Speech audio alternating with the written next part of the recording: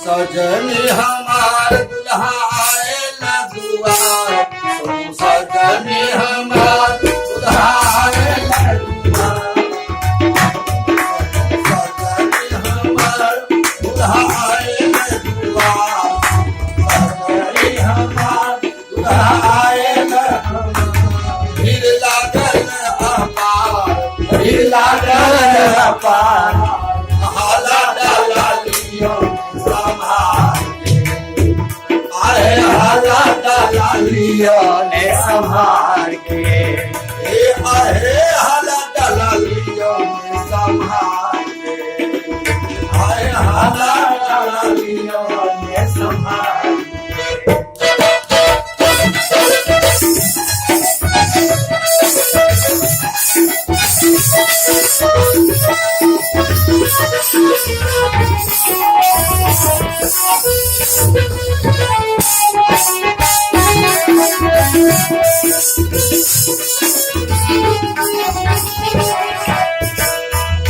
सखी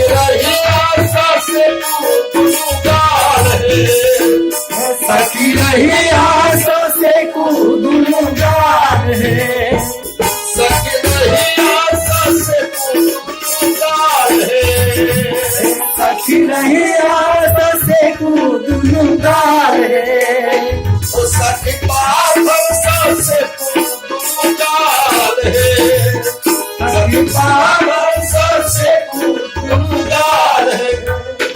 दिया गाल से कवाई कभी गाल में बजा, दिया गाल से कवाई कभी गाल में बजा, बहुत सब सलजा, बहुत सब सलजा, ये हसिया ससुराल, ये बहुत ये हसिया ससुराल। तो सजनी हमार दुल्हा आएला दुआर, सजनी हमार दुल्हा आएला दुआर। भीड़ लागल अपार, हाला डाला लियो संभाल के, आहे हाला डाला लियो ने संभाल के।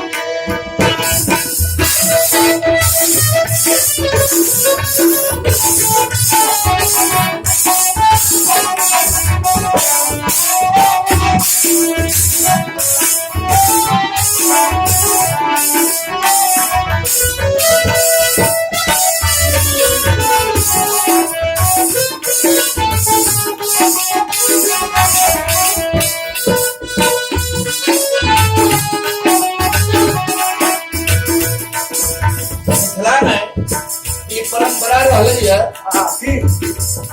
दुल्हा के परीक्षण के मतलब भेले परीक्षण, इनका परीक्षा ले जाइए।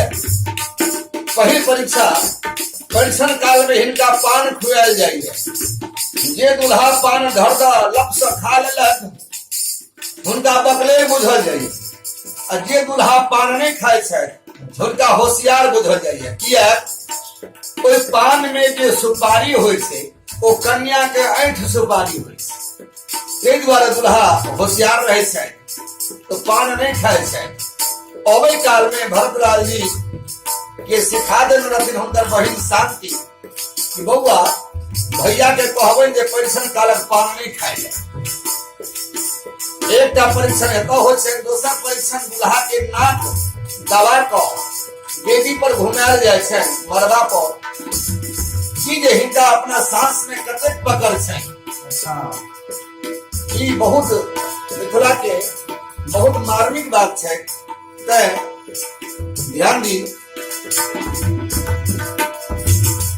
सखी दुल्हा के पान खुआओ हे, सखी दुल्हा के पान खुआओ हे, सखी दुल्हा के चंदन लगाओ हे, सखी दुल्हा के चंदन लगाओ हे।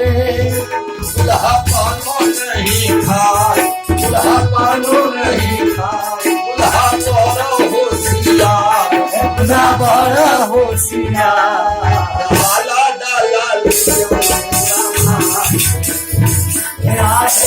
हाला डाला लियो